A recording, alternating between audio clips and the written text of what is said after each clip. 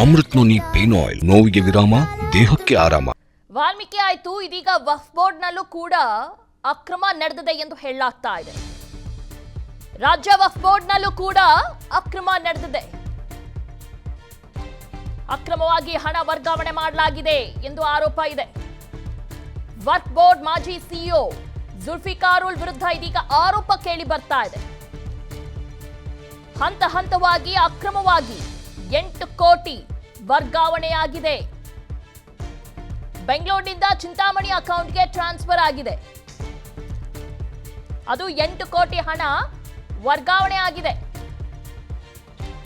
ಚಿಂತಾಮಣಿಯ ವಕ್ಫ್ board ಖಾತೆಗೆ ಹಣ ವರ್ಗಾವಣೆಯಾಗಿದೆ ಅನ್ನೋದು ಈಗ ಬೆಳಕಿಗೆ ಬಂದಿದೆ.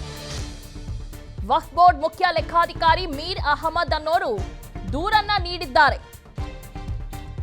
ವಕ್ಫ್ ಬೋರ್ಡ್ನ ಮಾಜಿ ಸಿಇಒ ಜುಲ್ಫಿಕಾರುಲ್ ವಿರುದ್ಧ ಇದೀಗ ಎಫ್ಐಆರ್ ಕೂಡ ದಾಖಲಾಗಿದೆ. ಬೆಂಗಳೂರಿನ ಹೈಗ್ರೌಂಡ್ಸ್ ಪೊಲೀಸ್ನಿಂದ ಇದೀಗ ತನಿಖೆ ಮುಂದುವರೆದಿದೆ. ಆ 8 ಕೋಟಿ ಹಣ ವರ್ಗಾವಣೆ ಆಗಿದ್ಯಾ ಇಲ್ವಾ ಏನು ಅಂತ ಪೊಲೀಸರು ತನಿಖೆ ಮಾಡುತ್ತಿದ್ದಾರೆ. ಒಂದಷ್ಟು ಡಾಕ್ಯುಮೆಂಟ್ಸ್ ಸಿಕ್ಕಿದೆ, ನಾವು ಅದನ್ನ ಸ್ಕ್ರೀನ್ ಮೇಲೆ ಕೂಡ ಹಾಕಿದೀವಿ, ನೋಡ್ತಾ ಇದ್ದೀರಾ. ಹಂತ ಹಂತವಾಗಿ 8 ಕೋಟಿ ರೂಪಾಯಿ ಹಣ ವರ್ಗಾವಣೆ ಆಗಿದೆ.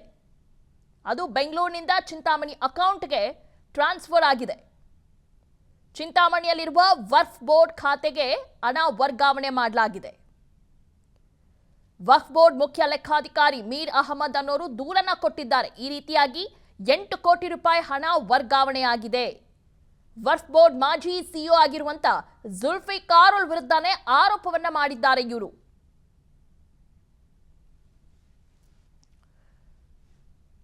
ಎಲ್ಲದ್ರ ಬಗ್ಗೆ ಡೀಟೇಲ್ಸ್ ಅನ್ನ ನೀಡ್ತಾರೆ crime bureau head SK. Manjunath, ಈಗ ವಕ್ಫ್ ಬೋರ್ಡ್ ಖಾತೆಯಿಂದ ಅಕ್ರಮವಾಗಿ 8 ಕೋಟಿ ರೂಪಾಯಿ ಹಣ ವರ್ಗಾವಣೆ ಮಾಡಲಾಗಿದೆ ಎಂದು ಹೇಳಲಾಗ್ತಾ ಇದೆ.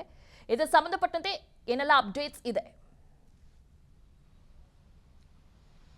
ದಿವ್ಯಾ, ಏನು ವಾಲ್ಮೀಕಿ ಅಭಿವೃದ್ಧಿ ನಿಗಮದ ಹಗರಣ ಜೊತೆಗೆ ಅಪೆಕ್ಸ್ ಬ್ಯಾಂಕ್ ಹಗರಣ ಬೆಳಕಿಗೆ ಬಂದಂತ ಬೆನ್ನಲ್ಲೇ ಈಗ ವಕ್ಫ್ ಬೋರ್ಡ್ ಮಂಡಳಿಯಲ್ಲಿ ಸಹ ಬಹುಕೋಟಿ ಹಗರಣ ಆಗಿರ್ತಕ್ಕಂಥದ್ದು ಬೆಳಕಿಗೆ ಬಂದಿದೆ. ಇಲ್ಲಿ 2016ರಲ್ಲಿ ಗುಲ್ಬರ್ಗದ ದರ್ಗಾ ಒಂದು ಆಸ್ತಿಯನ್ನ ಸರ್ಕಾರ ಒತ್ತುವರಿ ಮಾಡ್ಕೊಂಡಿತ್ತು. ಆ ಒತ್ತುವರಿ ಮಾಡ್ಕೊಂಡಿದ್ದಕ್ಕೆ ಸಂಬಂಧಪಟ್ಟಂತೆ ಒಂದು ಪರಿಹಾರದ ಹಣವಾಗಿ ಸುಮಾರು 3.5 ಕೋಟಿ ರೂಪಾಯಿ ಸರ್ಕಾರದಿಂದ ಈ ವಕ್ಫ್ ಬೋರ್ಡ್ ಮಂಡಳಿಗೆ ಒಂದು ಹಣವನ್ನ ಜಮೆ ಮಾಡಲಾಗಿತ್ತು. ಆ ಹಣವನ್ನ ಬೆಂಗಳೂರಿನ ಏನು ಬೆನ್ಸನ್ ಟೌನ್ ಅಕೌಂಟ್ ನಲ್ಲಿದ್ದಂತ ವಕ್ಫ್ ಬೋರ್ಡ್ನ ಹಣವನ್ನ ಅಕ್ರಮವಾಗಿ ಈ ವಕ್ಫ್ ಬೋರ್ಡ್ ಮಂಡಳಿಯ ಸದಸ್ಯರಿಗಿರಬಹುದು ಜೊತೆಗೆ ಅಧಿಕಾರಿಗಳ ಗಮನಕ್ಕೆ ತರದೆ ಈ ಹಿಂದೆ ಇದ್ದಂತ ಮಾಜಿ ಸಿಇಒ ನಾವು ಸಲಹಿದ ಕೈಗಳು ನಮ್ಮ ನೋವಿಗೆ ಸ್ಪಂದಿಸಿದಾಗ ಆಗುವ ಸಂತೋಷ. ಅಮೃತ್ ನೋನಿ ಪೇನ್ ಆಯಿಲ್, ನೋವಿಗೆ ವಿರಾಮ, ದೇಹಕ್ಕೆ ಆರಾಮ.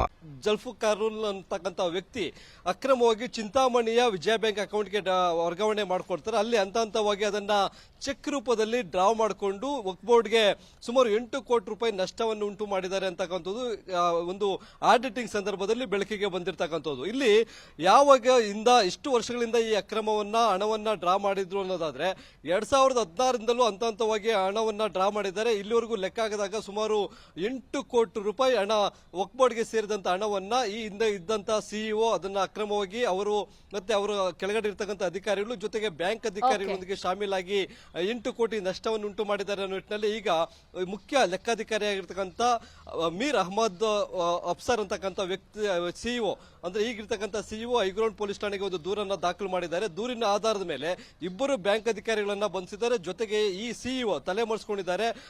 ಆತನ ಬಂಧನಕ್ಕಾಗಿ ಹೈಗ್ರೌಂಡ್ ಪೊಲೀಸರು ಈಗ ಬಲೆ ಬೀಸಿದ್ದಾರೆ. Divya, okay, thank you Manjunath ತಮ್ಮ ಮಾಹಿತಿಗಾಗಿ.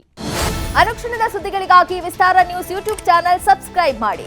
ಹೊಸ ಸುದ್ದಿಗಳ ನೋಟಿಫಿಕೇಶನ್ಗಾಗಿ ಬೆಲ್ ಐಕಾನ್ ಕ್ಲಿಕ್ ಮಾಡಿ. ಲೇಟೆಸ್ಟ್ ಅಪ್ಡೇಟ್ಸ್ಗಾಗಿ www.vistaranews.com ವೆಬ್ಸೈಟ್ಗೆ ವಿಸಿಟ್ ಮಾಡಿ.